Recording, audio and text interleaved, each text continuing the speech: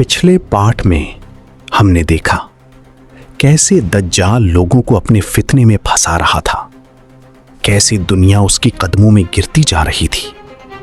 लेकिन अब वक्त करीब आ चुका था दज्जाल के खात्मे का। दुनिया में हर तरफ खौफ फैल चुका होगा। मोमिन पहाड़ों और छुपने की जगहों में पनाह ले रहे होंगे और दज्जाल अपनी झूठी हुकूमत पर फख्र कर रहा होगा। लेकिन अल्लाह अपने बंदों को तन्हा नहीं छोड़ेगा। उस वक्त आसमान से एक अजीम नुज़ूल होगा। हजरत ईसा अलैहिस्सलाम दुनिया में वापस तशरीफ लाएंगे। रिवायत के मुताबिक हजरत ईसा अलैहिस्सलाम दमिश्क के सफेद मीनारे के पास नाजिल होंगे। उनके कपड़ों पर हल्की जर्दी होगी और उनके बालों से पानी के कतरे टपक रहे होंगे। जब मोमिन उन्हें देखेंगे तो उनके दिलों में उम्मीद जिंदा हो जाएगी। उस वक्त इमाम मेहदी और मोमिन नमाज के लिए खड़े होंगे। इमाम मेहदी कहेंगे, आइए नमाज पढ़ाइए।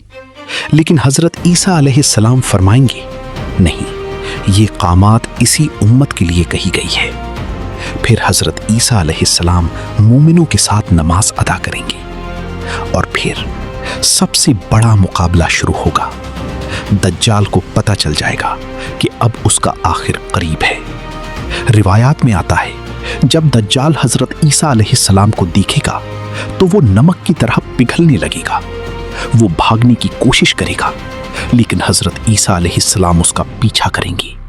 यहां तक कि बाबू लद नाम की जगह पर हजरत ईसा अलैहिस्सलाम दज्जाल को कत्ल कर देंगे और उसके साथ ही दुनिया का सबसे बड़ा फितना खत्म हो जाएगा।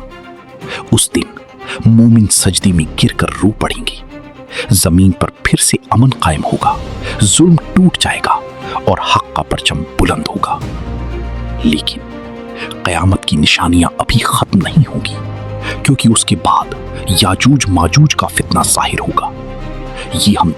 ये हम देखेंगे नेक्स्ट पार्ट में। अगर आप नूरे इस्लाम की इस सीरीज का अगला पार्ट चाहते हैं तो वीडियो को लाइक करें, शेयर करें और कमेंट में लिखें। अल्लाह हम सबको हर फितने से महफूज रखे।